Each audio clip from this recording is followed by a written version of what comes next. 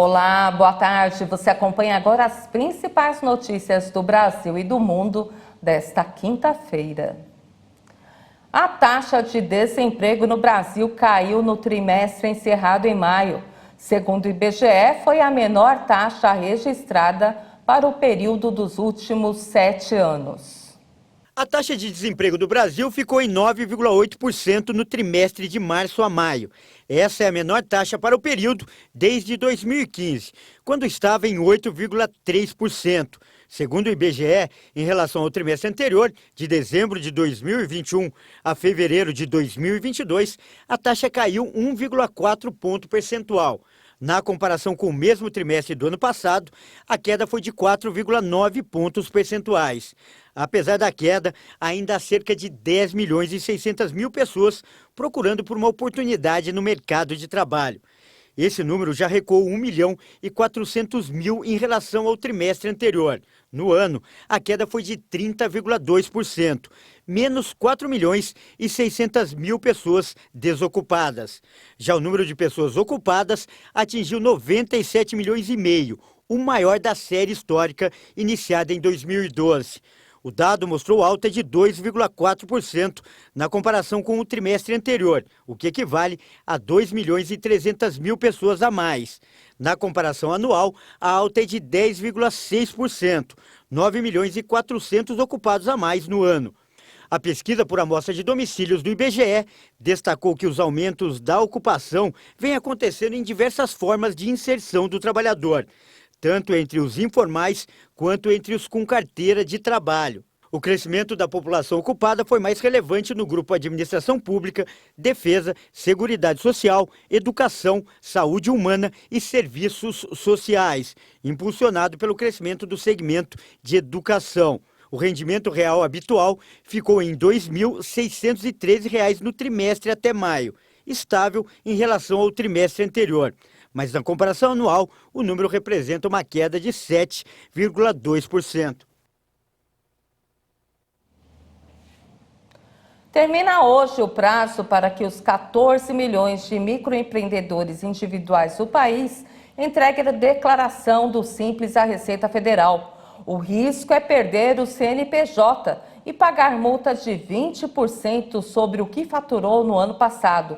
Mesmo quem não arrecadou nada, tem que cumprir a obrigação, que é diferente do informe do imposto de renda.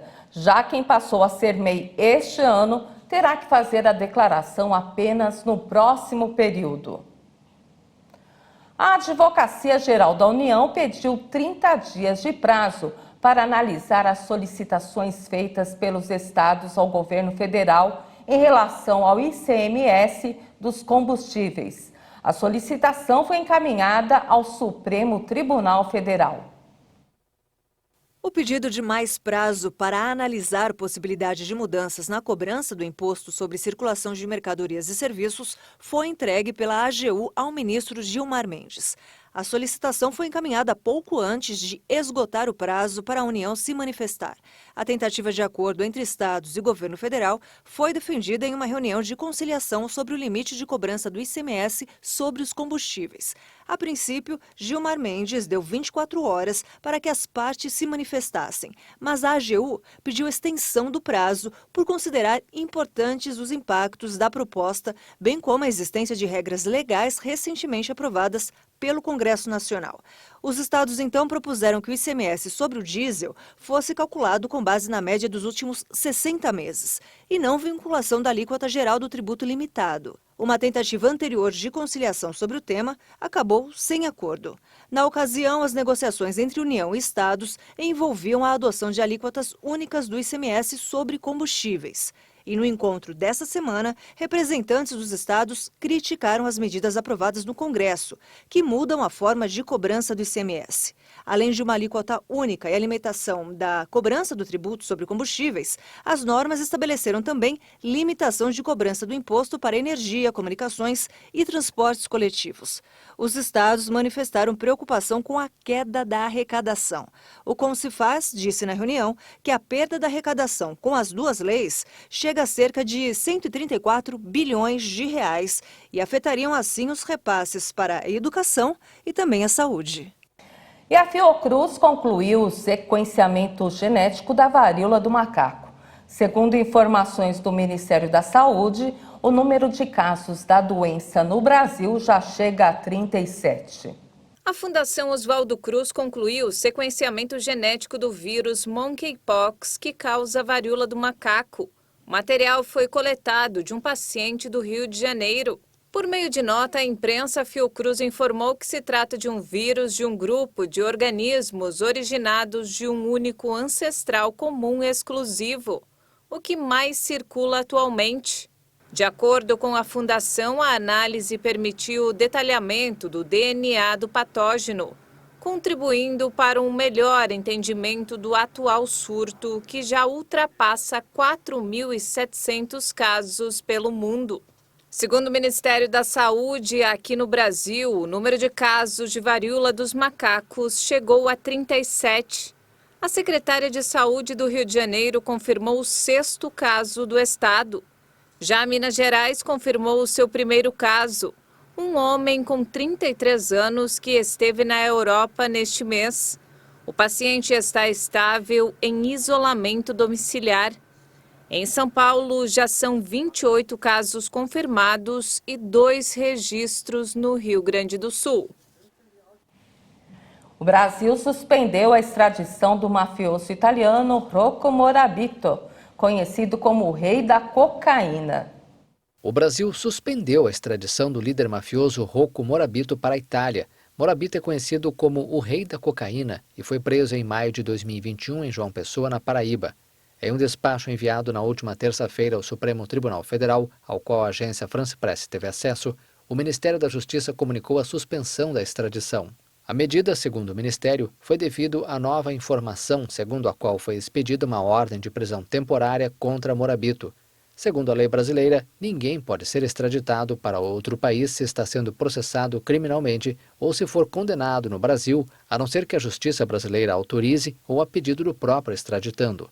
O STF havia autorizado sua extradição em maio.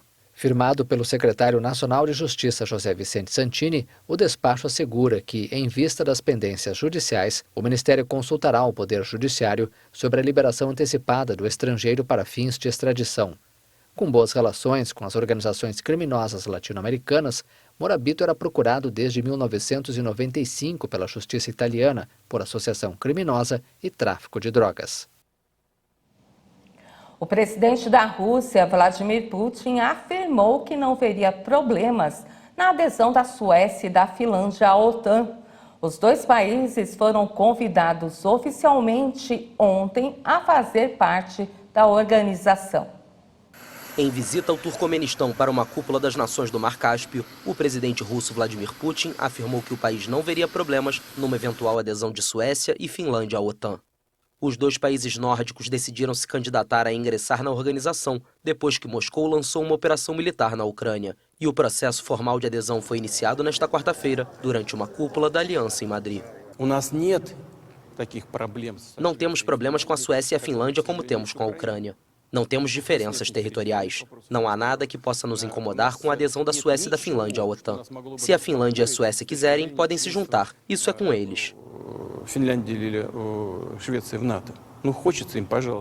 Mas o líder russo alertou que se contingentes em infraestrutura militares fossem mobilizados, Moscou seria obrigada a responder de forma simétrica.